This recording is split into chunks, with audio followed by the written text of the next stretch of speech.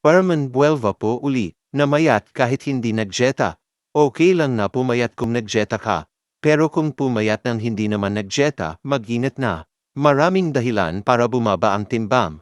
Kung mayroon kang problema sa trabaho o pamilya, maaari kang mabawasan ang timbang. Ang dalawa pang kondisyon na maaaring maging sanhi ng pagbaba ng timbang ay diabetes at hyperthyroid.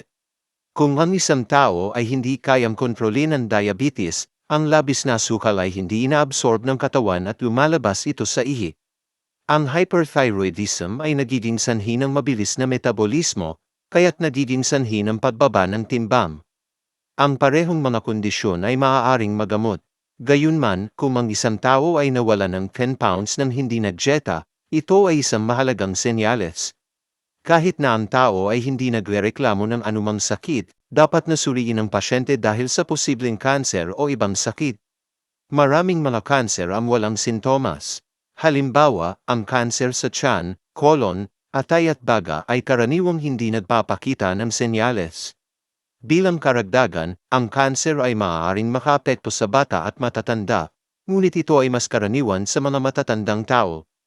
Kaya naman, kung nabawasan ka ng timbang, magpatingin sa doktor at gagawa ng lab test. Huwag kang mag-alala, kung sumunod ka sa healthy lifestyle ang mga test ay magiging normal lang.